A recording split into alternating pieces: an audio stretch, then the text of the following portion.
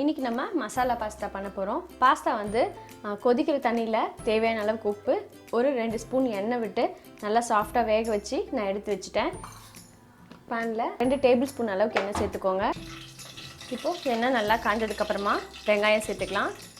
பொடியாக கட் பண்ண வெங்காயம், பச்சை மிளகா 2 பொடியாக கட் பண்ணி வச்சுருக்கேன், அதையும் நம்ம சேர்த்துக்கலாம். இப்போது வெங்காயம் ஓரளவுக்கு பாதி அளவுக்கு வதங்கினதுக்கப்புறமா 1 டேபிள் ஸ்பூன் அளவுக்கு இஞ்சி பூண்டு பேஸ்ட்டு சேர்த்துக்கலாம். இஞ்சி பூண்டு பேஸ்ட்டு ஒரு வாட்டி நல்லா எண்ணெயில் வதக்கிக்கோங்க. வதக்கும் போதே அதோட வாசனை நல்லா வரும். அதை ஒரு வாட்டி நல்லா வதக்கிட்டு அதில் இன்றைக்கி கேரட்டும் கேப்சிகமும் எடுத்து வச்சுருக்கேன், அதை சேர்த்துக்கலாம். காய் சேர்த்ததுக்கப்புறமா காயை ஒரு நிமிஷம் நல்லா எண்ணெயில் ஒரு வாட்டி பரட்டிட்டு அது கூட தக்காளி சேர்த்துக்கலாம்.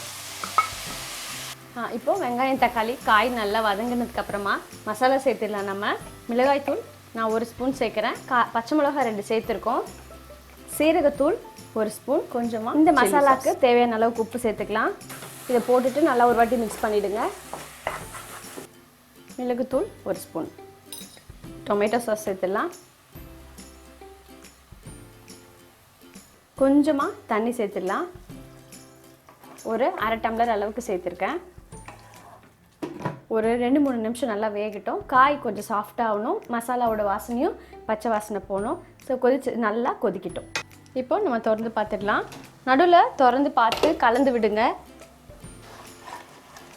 இப்போ நல்லா ரெடி ஆகிடுது. இப்போ இதில் நம்ம வேக வச்ச பாஸ்தாவை சேர்த்துடலாம்.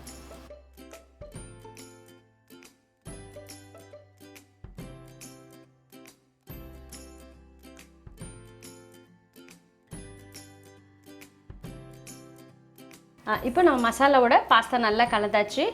அப்படியே மூடி போட்டு ஒரு 2-3 நிமிஷம் விட்டிங்கன்னா அந்த மசாலா ஃபுல்லாக பாஸ்தாவில் வந்துடும். கடைசியாக கொத்தமல்லி தழை போட்டுக்கலாம்.